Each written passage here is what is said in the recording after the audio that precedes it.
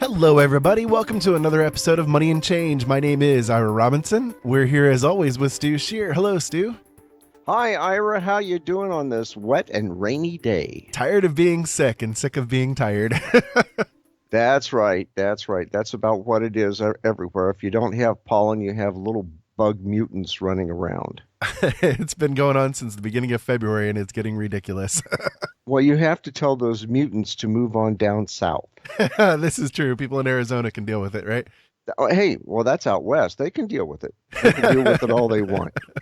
Well, hey, we've got some really interesting information today, and we're going to talk about health care and a few things, but we're also going to do some shout outs first. A big shout out to WCET FM 101.7 in Columbia, South Carolina. Thanks for carrying the show. Also, we have L&M Radio Network and Michael Vera, and we've been on that network for 4 years, which is fantastic. And we also have the Open Eyes Radio Network. I think I know somebody that works there. He's kind of a jerk, but I like him. He's always writing books. He is, yeah. He is definitely that. Okay, here's a plug. OpenEyesNetwork.com, you guys can find all of the archives of all of our shows, and OriginalWorlds.com, you guys can find all of my books if you guys are interested. We're writing, we're getting ready to publish Haunted, Finding an Explanation for the Unknown. That's going to be coming out here in the next few weeks, and I'm in the middle of doing another novel, which I am tentatively titling Penitence, and so far so good. It's pretty interesting. Okay, so you're going to get dressed up in a monk's robe and sit in the corner of a dark room with a lit candle, right? Pretty much, yeah, flagellating. Oh, hey, you can't do that on this show. You get trouble. Hey, also, big shout out to Brad and the Big Family Homestead at YouTube. Check his site out. It's a pretty good guy, very knowledgeable. Good sense of humor, too, if he puts up with me.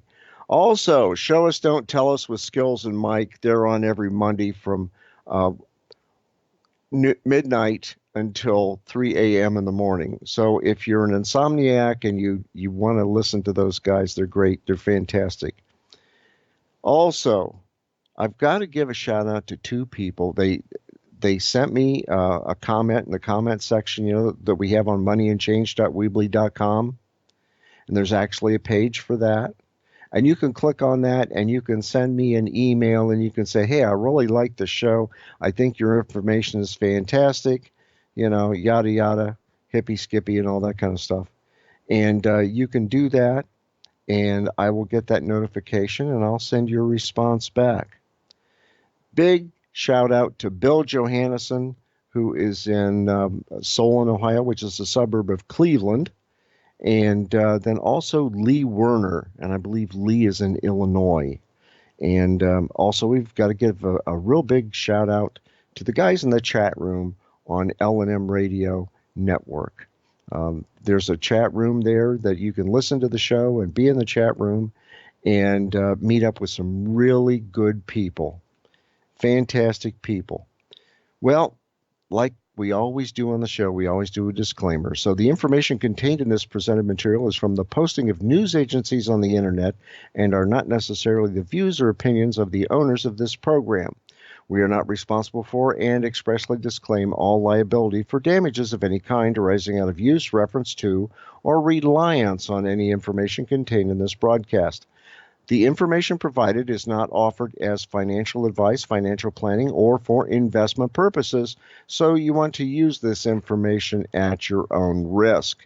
Now, from the currency chart at xe.com today at 4 p.m., the euro stayed the same at $1.09 from last week. The Great British Pound also stayed at $1.29 to the U.S. dollar. The Australian dollar stayed the same at 74 cents. The Canadian dollar dropped a penny. It's now down to 72 cents to the US dollar. So if you're planning a little trip to Canada, hey, you just gained a penny. So, if you're going to go up there and spend some money, just remember it's going to be in the 73, 72 cents range as of today, and things will be a little bit cheaper up there for you. The Swiss franc, oh man, it gained a penny. It's not at parity anymore with the US dollar. It is at $1. The Japanese yen dropped a tenth of a cent, and it's down to, a hundredth of a cent. It's down to 8.8. In other words, it's 0.088 to the U.S. Dollar. It's just not even a penny yet. Chinese yuan stayed the same at 14.4. Kuwaiti dinar is at $3.28. The Vietnamese dong, hey, the wheelbarrow got just a little bit heavier. Last week it was 22,745.03 dong to the dollar, and now it's 22,745.72 dong to the dollar. So the wheelbarrow got just a tiny bit heavier. And Bitcoin, oh man, Bitcoin really took off. Last week it was $1,304.92 per Bitcoin. It's now up to $1,485.64 for Bitcoin. It's gone up the last 3 weeks. Why? I don't know. I have no idea. So, if you want to waste your time and your computer and electricity and everything else, you can try to play the Bitcoin market. It fluctuates too much. I imagine if it gets back up to about 1,600, something will happen, everything will crash and go low again. So that drops the value of your Bitcoin. So it's very speculative. Gold, hey, it dropped. Last week it was $1,268.04 an ounce. It's now $1,227.95 an ounce. Silver, it also dropped. Last week it was $17.22. It's now $16.30. Maybe people aren't getting so anxious after all, or somebody might be rigging the markets again. I can't tell you. But I'll tell you what, at $16.30, it makes me want to take a jump. I'm considering the possibility of looking another couple of days and seeing if the silver market keeps dropping, and if it gets down below a certain point, who knows? I just might jump and get some. Dive on in.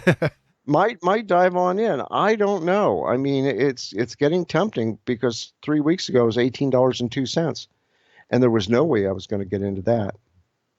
And of course, there are a lot of places out there that you can go. There's Kitco, Silver.com, and a whole bunch of others.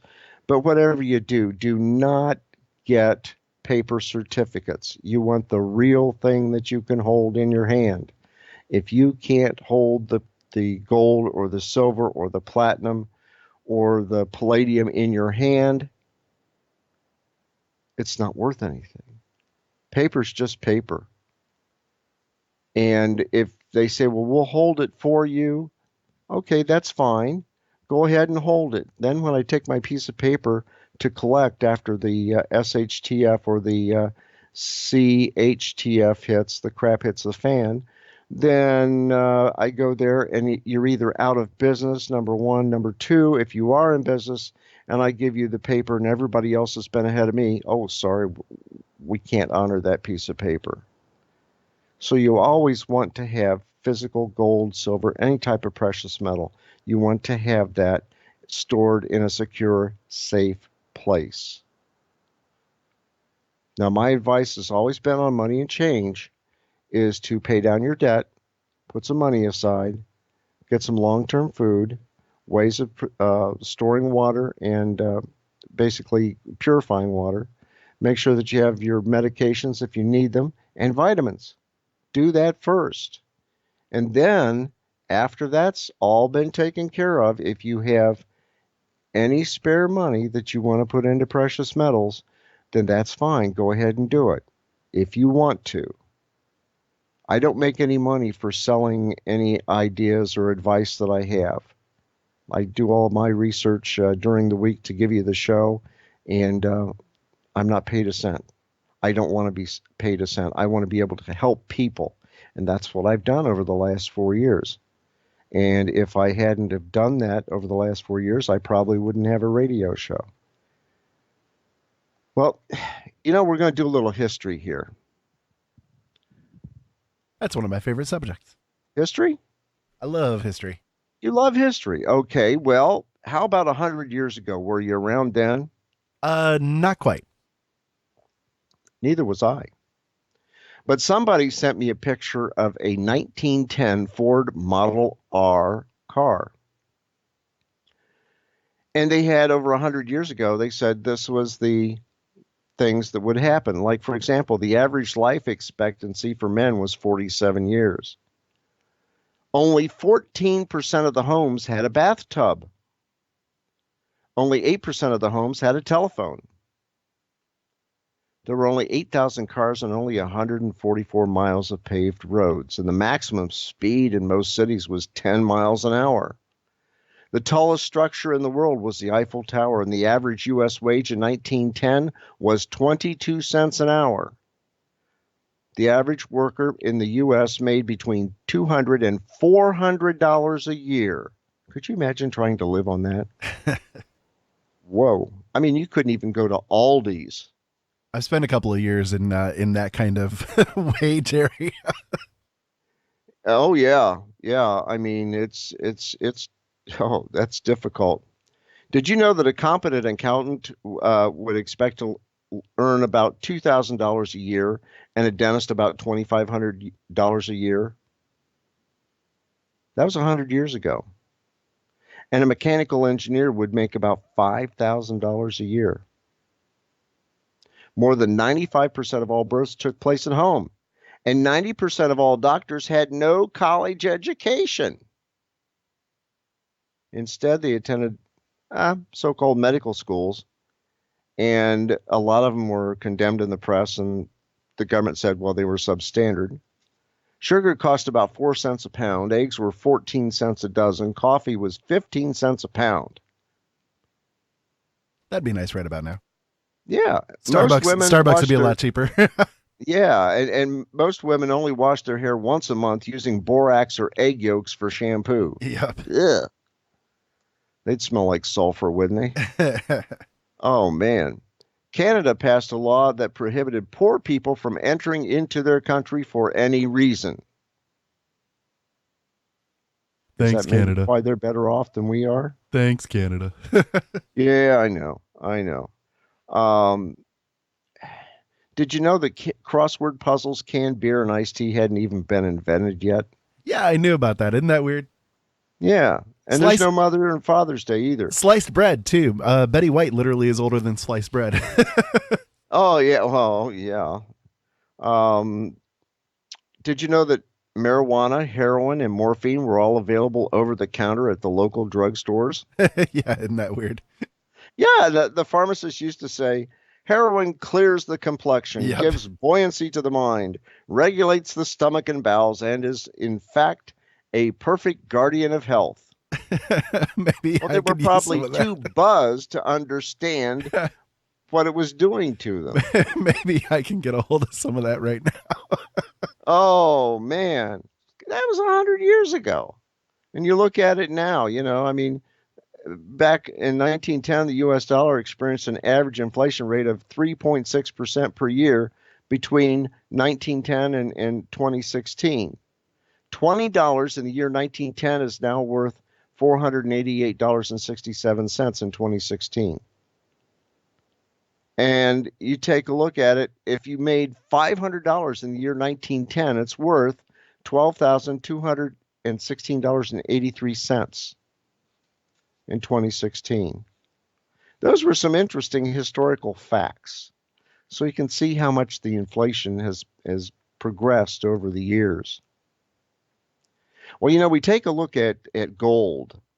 And according to Doug Casey at internationalman.com, he said that gold is money. And he says it's an unfortunate historical anomaly that people think about the paper in their wallets as money. The dollar is, technically a currency, and a currency is a government substitute for money, but gold is money. And historically, many things have been used as money. Cattle have been used as money in many societies, including the Roman society. And that's where you get the word pecuniary from the Latin word for a single head of cattle as pecus, Pecus. Or maybe it's pronounced pecus. I didn't take Latin. It's a good thing. I still would have been screwed up in the head. Salt has been used as money also in ancient Rome.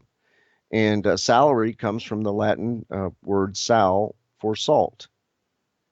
And American Indians used seashells, and cigarettes were used in World War II as money, simply as a medium of exchange. Well, there's nothing magical about gold. It's uniquely well suited among the 98 naturally occurring elements for use as money, in the same way aluminum is good for airplanes or uranium is good for nuclear power. There are very good reasons for this, and they're not new reasons.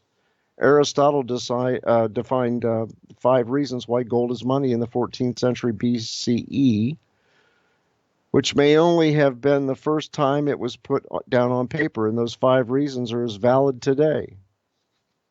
Just think, he did that. Now, if you can't define a word precisely, clearly, and quickly, that's proof you don't understand what you're talking about as well as you might think. The proper definition of money is as something that functions as a store of value and a medium of exchange. So money has to be durable, it has to be divisible, it has to be consistent, it has to be convenient, and it has to be intrinsically valuable. And actually, there's a 6th reason Aristotle should have mentioned, but it wasn't relevant in his age because nobody would have thought of it. It can't be created out of thin air. Now, according to Casey, not even the kings and emperors who clipped and diluted coins would have dared imagine that they could get away with trying to use something essentially worthless as money. These are the reasons why gold is the best money. It's not a gold bug religion, nor a barbaric superstition. It's simply common sense. Gold is particularly good for use as money. Just as aluminum is good for making aircraft, steel is good for the structures of buildings, and uranium is good for fueling nuclear plants. If you try to make airplanes out of lead, money out of paper, you're in for a crash. Gold is money, and it's the result of a market process seeking optimum means of storing value and making exchanges. Now, according to Casey, he thinks the value of gold is going to go up to $5,000 an ounce. I don't think it will. It may get up to $2,000 an ounce, maybe $3,000 an ounce, but it is money. And if the government ever defaults and you have a lot of paper, the paper's worthless. It's like somebody said on the internet, and I was listening to one of the reports. I think it was Bill Holter. He was saying that the dollar is going to drop between 30 and 60%. And I think I have that on moneyandchange.weebly.com. And if you go to the blog section, it will be in the blog.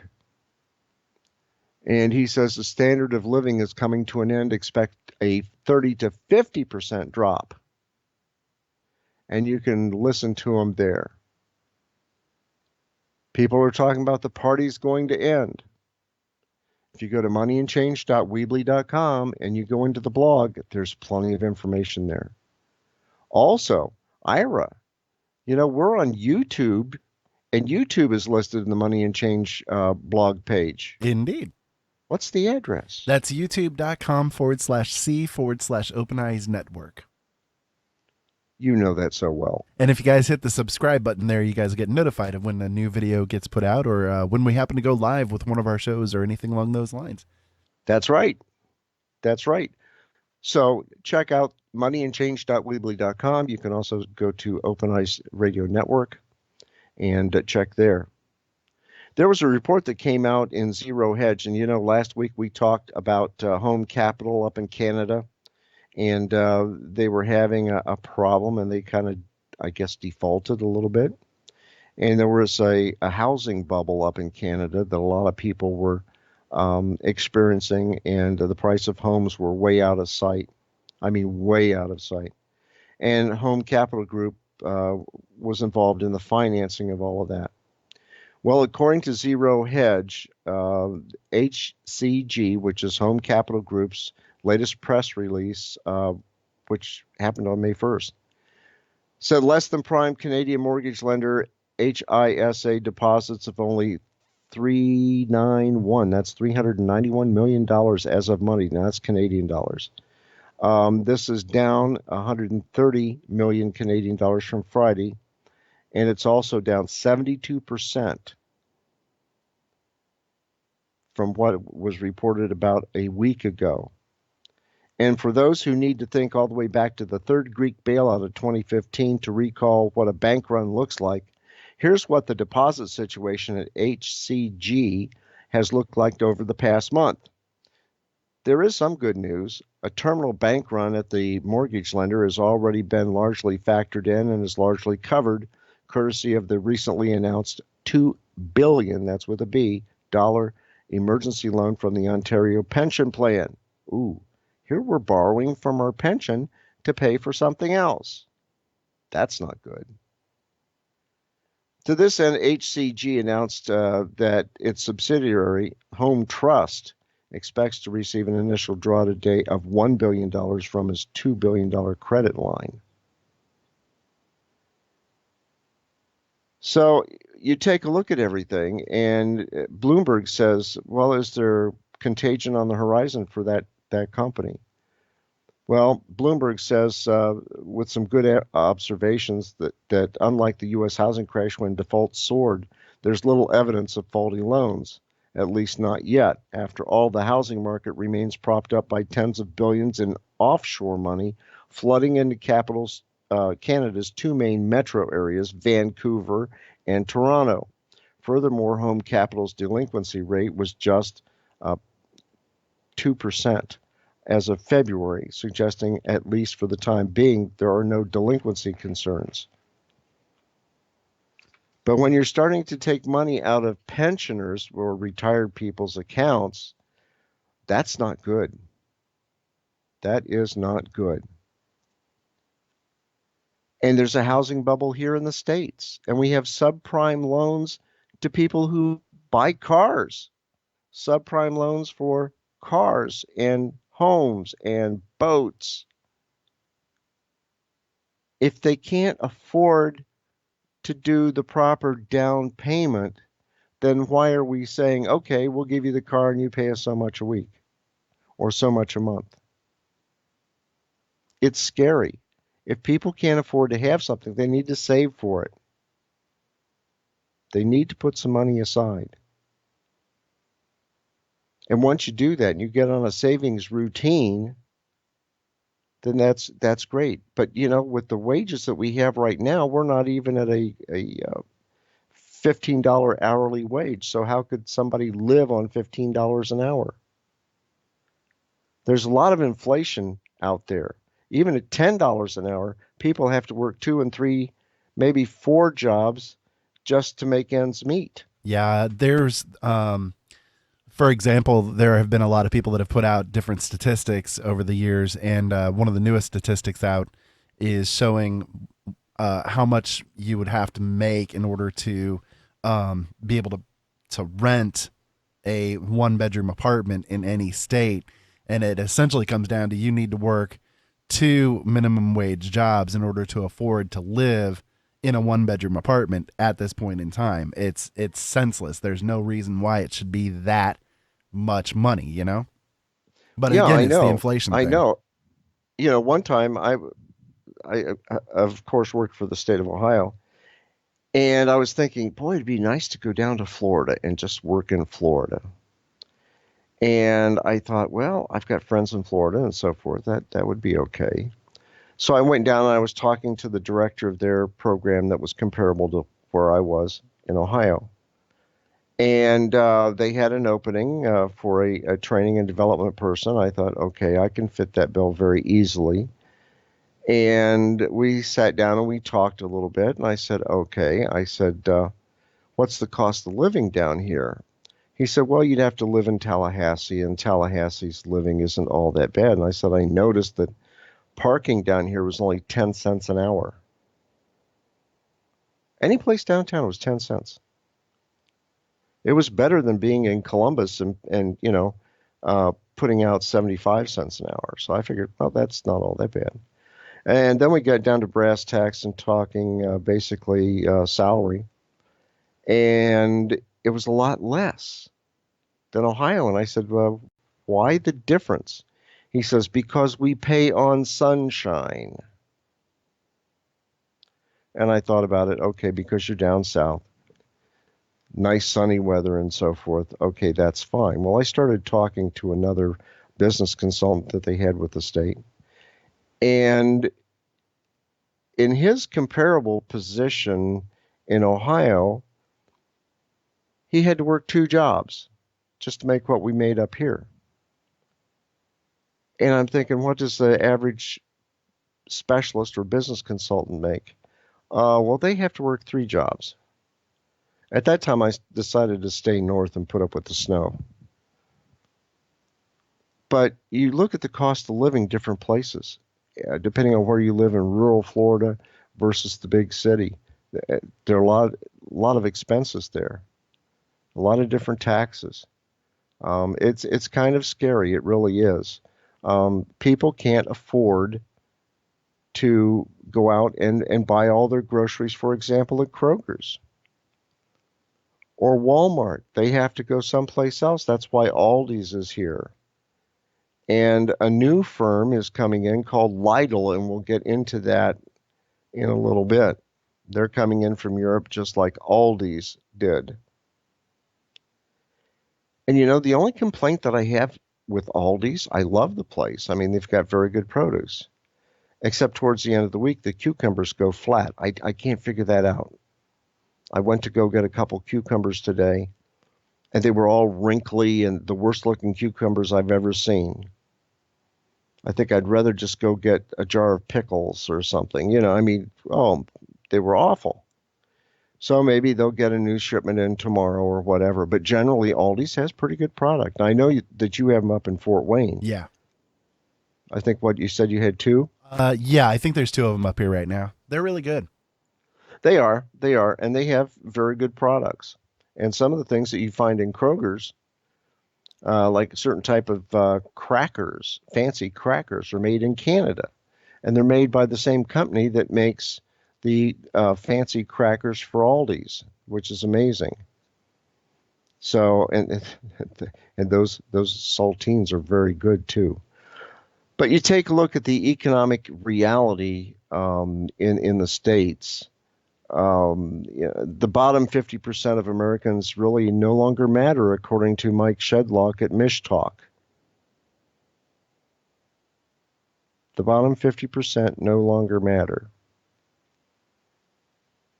Maybe that's why they came up with the term deplorables. Well, if you investigate everything that Shedlock said, he says, you really need to investigate it. Unprepared for nearly anything. 50% are woefully unprepared for a financial emergency. And remember a couple of weeks ago, we said that a lot of people couldn't even write a check or have $500 worth of cash to cover an emergency. That's 50% are unprepared. Nearly 1 in 5, or 19% of Americans, have nothing set aside to cover an unexpected emergency. Nearly 1 in 3, or 31% of the Americans, don't have at least $500 set aside to cover unexpected emergency expense, according to a survey released by HomeServe USA, which is a home repair service. And a separate survey that was released this past Monday by insurance company MetLife found that 49% of employees are concerned, anxious, or fearful about their current financial well-being. And a Fed study shows that U.S. households will soon have as much debt as they had in 2008. And the Federal Reserve announced Friday that the U.S. had $1 trillion in credit card debt. Consumers hit that number the fourth quarter of 2016, but eased on revolving credit during January 2017. The Fed announcement showed revolving consumer credit hit more than $1 trillion once again in February 2016. Credit card debt is rising quickly, but delinquencies are really low, said Matt Schultz, who's a senior industry analyst at the credit card site creditcards.com. And he says many Americans are doing a good job of controlling their debts, but eventually, with big debts and rising interest rates, it's likely that something will have to give. And you take a look at paycheck to paycheck. If half the nation lives paycheck to paycheck, is that really indicative of doing a good job at managing debt? And for low delinquencies, you have subprime credit card losses that bit Capital One, and the income was down 20% and charge-offs were up 30%. You get the thing about we save the world. Wall Street Journal, I believe it was October 4th of 2015, how the Fed saved the economy. Washington Post, August 26, 2009, Ben Bernanke, the man who saved the world. Forbes, October 5th, Ben Bernanke on how the Fed saved the economy. January 12th of 2013, how Tim Geithner saved the banks with Ben Bernanke's help. Did they really save the world? I don't think so. No. Is that some bovine scatology? Indeed. As Rascala Stevens would say, Toro Caca. Toro Caca? Indeed. You know, in German, it would be Toro Caca. Or Toro Scheiß or Scheißen. Yep, exactly. You know, but Toro Caca, yeah, that's a good one. That's a good one. But it frustrates me that we end up with politicians saying one thing and doing another. Fed saying one thing and doing another. Yeah, we ought to have a treasury, but we shouldn't have the Fed. It's scary, you know, and you have other things going on. You know, according to the report, the stock market and housing are still going strong. And, you know, we heard the same thing in 2007. But according to the report here, the bottom 50% of the economy don't matter. And the real crux of everything is the bottom 50% don't matter. The Fed doesn't give a damn about the bottom half of the economy, even though it spouts continual lies about income equality. And as long as the Fed can keep stocks and home prices elevated, there's no concern about the food stamp, rent subsidized, Medicaid supplement, disability income, Obamacare subsidized, 50% of Americans struggling paycheck to paycheck. That money comes in guaranteed month after month. That 50% can't afford a house is irrelevant as long as the suckers keep paying $500,000 for 2-bedroom shacks in LA. Or go up to Vancouver, up in Canada. The prices are even higher. And according to the report, the game is to keep asset prices up so that the top 50% keep spending. The bottom 50% are taken care of by the government or taxpayers. And the Fed expects a second quarter rebound, higher equity prices. They're probably going to come out and say, okay, we're not going to charge any more interest increases. But the economy is not as sound as it was in 2005, 2006. And the bottom dropped out in 2008. Yeah, it's off by a long shot, that's for sure. Yeah, and people don't understand that, hey, we are approaching a recession. We've got what was it, 8,642 businesses that are expected to close. Yeah, somewhere around in there. H.H. Gregg is one of them. And they've filed bankruptcy and they're closing. Radio Shack is already closed. A lot of businesses are shrinking back down because they overexpanded. They thought, oh, the market's really good. Let's go ahead and overexpand and put all this money into new buildings and so forth and total expansion process. And then it turns around that there's a contraction. Oh my God, we're in hock. We can't pay our debts on the buildings that we constructed. We can't pay our staff because the money's not coming in. And next thing you know, an idea that was really good way back when, like Radio Shack, you go into any town and you had a Radio Shack there and you could get anything. Then all of a sudden we had Amazon online and you could buy anything through Amazon. And it may or may not be cheaper than Radio Shack, but it was easy from your home. Just get on the internet and go to Amazon. But the everything's contracting. And if you can't see that, then you have problems. The economy is not getting better. Trump's trying to make it better, trying to do things that will stimulate, but until those things come online, you don't have any stimulation there. And eventually, we could have an implosion, we could have a deep recession, or we could have a depression because of things that the Fed has done, that the government has done. It's scary. It really is. So if you're not listening to moneyandchange.weebly.com, going to the website and picking up all the information there, or you're not listening to the show on the radio, you're not checking out the sites that we talk about, you're staying in the dark, you have to be in that bottom 50%. And the only way that you're going to get out of it is you're going to have to take a little bit of money, what you have, an extra $5 a week, and start buying canned goods, long-term foods, whatever you can do. It's like I go to Aldi's, and when I go there, I take a look at the vegetables. I check the dates. And so I buy a case. I mix and match in that case. Mixed vegetables, green beans, potatoes, or whatever. It cost me $20. I buy that extra $20. I put it in storage. Today I went out there looking for those worthless cucumbers that they didn't have. But I had another box in front of me. I put another 20 cans of mixed fruits and vegetables. Why?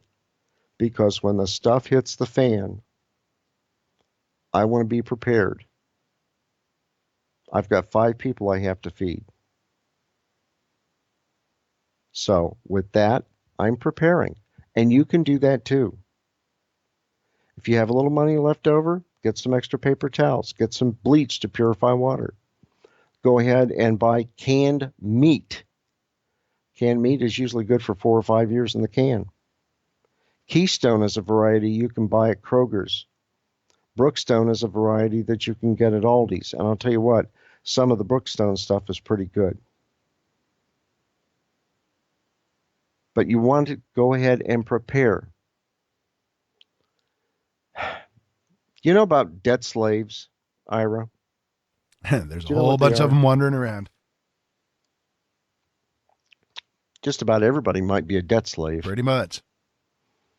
Well, according to Wolf Richter and wolfstreet.com, he said, are American debt slaves getting in trouble again? And he says the economy depends on them, but they're cracking. American consumers are holding $1 trillion in revolving credit, mostly in credit card debt. So how's this segment of consumer debt holding up? Well, Synchrony Financial, which is GE's spinoff that issues credit cards for Walmart and Amazon, disclosed on Friday that despite assurances to the contrary, just 3 months ago, net charge-off would rise to at least 5% this year, and its shares plunged 16% and are down 27% year to date. And the credit card specialist Capital One disclosed a first quarter earnings report last week that provisions for credit losses rose to $2 billion, with net charge-offs jumping 28% year over year to $1.5 billion. Synchrony, Capital One, and Discover, a gauge of how well over-indebted customers are managing to hang on, have together increased their first quarter provisions for bad loans by 36% year over year. So it's happening. Other worries about consumer debt in the U.S. are piling up. The $1.4 trillion in student loans are already in crisis. Though the government backs them, they cannot be charged off in bankruptcy. Mortgage debt is still hanging in there, given to the surge in home prices that make defaults unlikely. But the $1.1 trillion in auto loans, subprime loans packaged into asset-backed securities, are getting crushed by the net charge-off rates that are worse than during the financial crisis. The U.S. economy is fueled by credit, according to the report. Americans turning themselves into debt slaves make it tick. Take it away, and what little growth there is, nearly zero in the first quarter, will dissipate into ambient air altogether. So it's time to take the pulse of our American debt slaves. And in a new study, life insurer and financial services provider Northwestern Mutual found that 45% of Americans that have debt spend up to half their monthly income on debt repayment. Now, those are true debt slaves. Absolutely. You know, excluding mortgage debt, every American can carry an average debt of $37,000. Of them, 47% carry $25,000 or more, and more than 10% carry $100,000 or more in debt, excluding the mortgage debt. And most of them say, well, I expect to get out of debt before I die. Yeah, and they never will. What's really sad is that if you have $20 in your pocket and no debt over your head, you're wealthier than 80% of the rest of Americans. I mean, that's a sad statement, but it is absolutely true. If you have $20 in cash in your pocket, no debt, you're wealthier than everybody else. I just have a little bit of debt. I just owe on my car. Everything else is paid off. And it took me 15 years to pay off the house. And, you know, yeah, I'm a little bit better off than some people. Thank God for that. But, yeah, living paycheck to paycheck with debt. And how do you pay this off? It's hard. And how do you eat? How do you get gasoline to go to work? You know, it's like you go to work, you come home. You go to work, you come home. Yep, literally. That's your lot in life. It's no better than the serfdom and fiefdom, you know. Well, yeah, but could you say fiefdom if you didn't have any teeth? Yep, serfdom and fiefdom, and that was about it. But, you know, out of this whole thing, there's a lot of irony in how Americans look at debt. The study that was taken said, what would they do with the $2,000 windfall? And 40% said they'd pay down their debt. And this is the irony of the whole thing. They'd pay down their maxed out credit cards, but a few months later, their credit cards would be maxed out again, and thus that $2,000 would be consumed because the money always has to get spent. You know, it would be nice if the banks would offer 6% savings, and that would put people back into saving money. But to keep everything going in the economy, you have to spend money. It's kind of crazy, you know, and 35% of the people, according to the survey, said they pay as much as they can on each of their debts each month.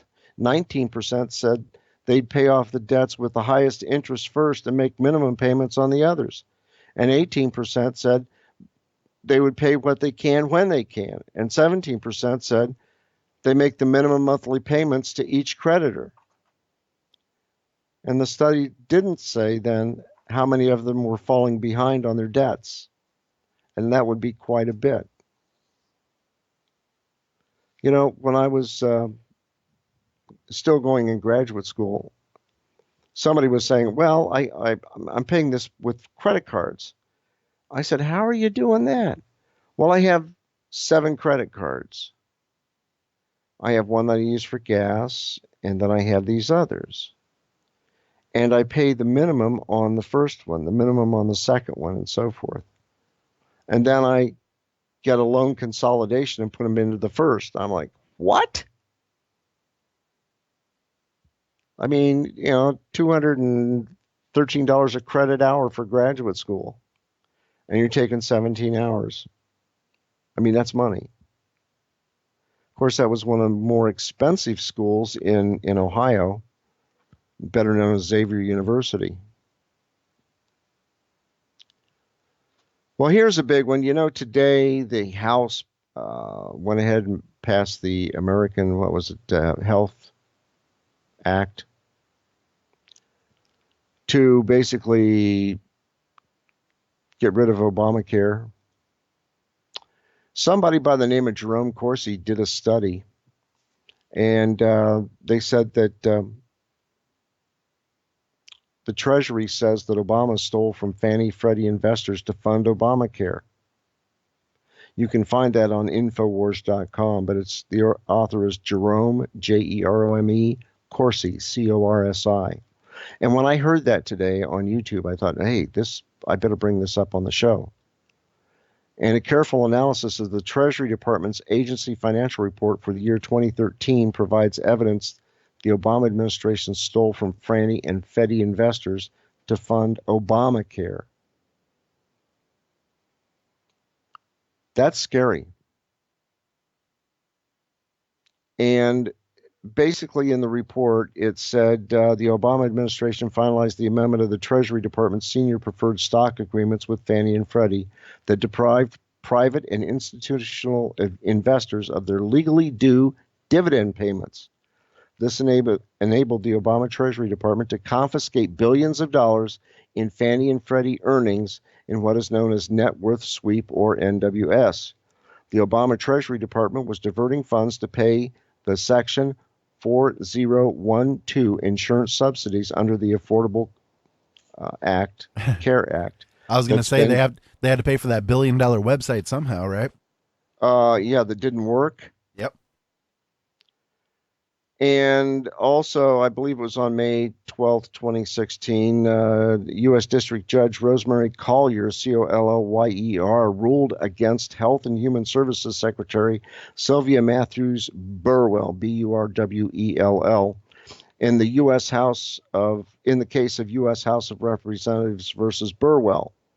And that was in the district court. And in this case, Judge Collyer decided that the Health and Human Services Secretary Burwell had no constitutional authority to divert funds Congress appropriated to one section of the ACA to fund Obamacare subsidy payments to insurers under another section of the ACA.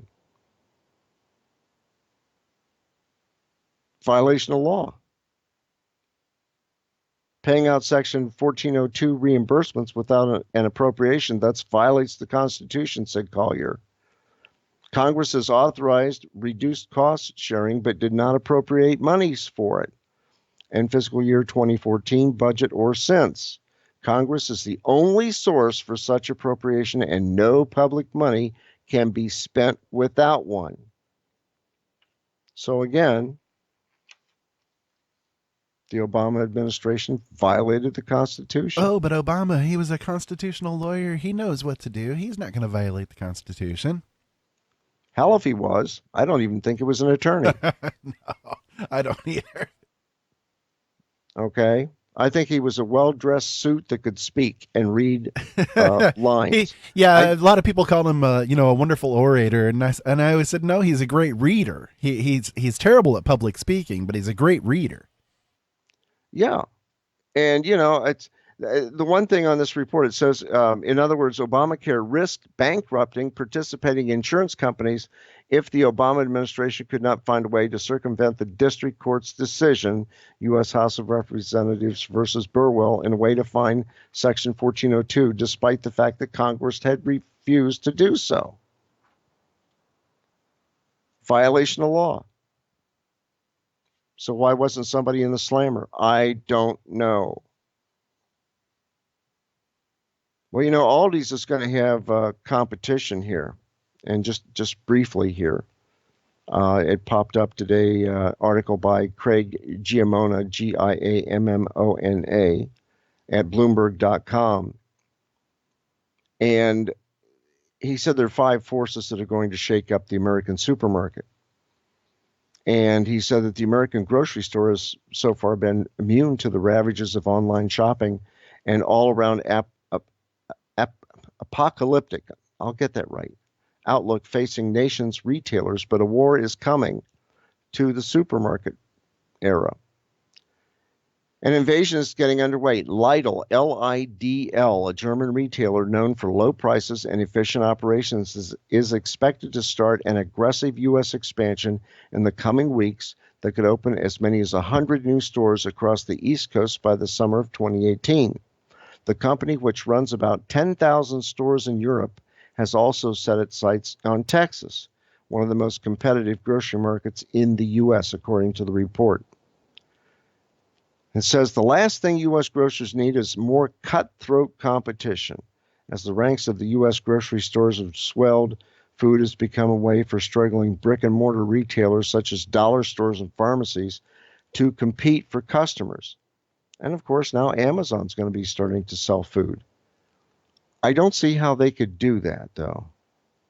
Could you imagine a drone dropping off your groceries and you've got 2 containers of ice cream in it? Well, they already do non-perishable items through what they call the Amazon Pantry. You get that as part of the Amazon Prime deal that you can do. I know that my mom uses that thing constantly. So if anybody would be qualified to use one of those drones, it'd be my mom. She spends a lot on Amazon. So I imagine she gets frequent flyer miles. She does indeed. Frequent drones. You take a look at Dollar General and you take a look at CVS and Walgreens and others, they're starting to carry food. And it's hurting the big stores like Walmart. It's hurting Kroger's and other bigger chains in the United States. So Lidl, Lidl, if they come to your location where you live, check them out. And if it doesn't meet your expectations, contact me at the contact button at moneyandchange.weebly.com. And remember, probably several months ago, we talked about Puerto Rico declaring bankruptcy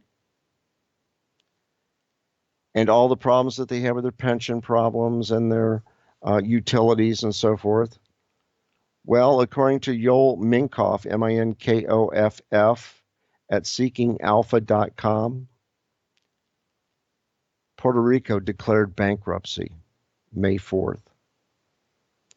And it said, with its creditors at its heels and its coffers depleted, Puerto Rico has sought was essentially bankruptcy relief under PROMESA, PROMESA, a federal law enacted last summer. And the filing sets off unprecedented process, according to the island's oversight board. They're crushed by $74 billion in debt and $49 billion in pension liabilities. And we talk about that with the pensions. Look at Illinois. Look at Dallas, Texas, with the police and fire pension. You look at Detroit. A lot of big cities are having pension problems. It's scary. And eventually, things are going to fall. I mean, you got to make sure that your pension plan, if you're a state and public employee, is covered. If it goes belly up, you're in trouble. You don't have any money. A whole lot of trouble. And there's a lot of people that are in very tenuous positions right now because of exactly that. You know, they're involved with these pensions that could literally crash at any moment, you know? That's right. Well, here's a little bit of humor in the 2 minutes that we have left. Do you remember the Andy Griffith Show? One of my favorite shows, actually. Yep. Yep. Mayberry, USA, Mayberry, North Carolina. You notice how peaceful it was in that town? It was so calm and laid back, and people could just sit and rock on their front porch. Everybody got along. Everybody got along. Well, except for Otis. He's the only one that had his own key in his own jail cell, because when he got drunk, he just came in and plopped on the bed. Well, the reason Mayberry was so peaceful and quiet was because nobody was married. Think of it. Andy, Aunt Bee, Barney, Floyd, Howard, Goober, Gomer, Sam, Ernest T. Bass, Helen, Thelma Lou, and Clara, and of course Opie were all single. The only married person was Otis, and that's why he stayed drunk. And I miss that show. I miss a lot of those shows. Daggone it. I do too. Yep. Well, hey, next week we're going to cover preparing the elderly for emergencies. Good topic. I want to make sure that we cover that one next week. And like I said, donate to the program, people. Keep us on the air. Because I donate my time and research services to help you out. But for Ira and L&M to keep us on the air, they've got to pay for bandwidth and electricity and all that kind of good stuff. So donate to L&M Radio Network to keep us on the air. Buy some of Ira's books. That'd be really nice. That's right. And hey, that's all I've got this week. We'll talk to you next week. Sounds great, Stu. Thank you so much for everything that you do. Everybody else out there, keep safe, have fun, and stay well. Goodness gracious. Talk to you again soon.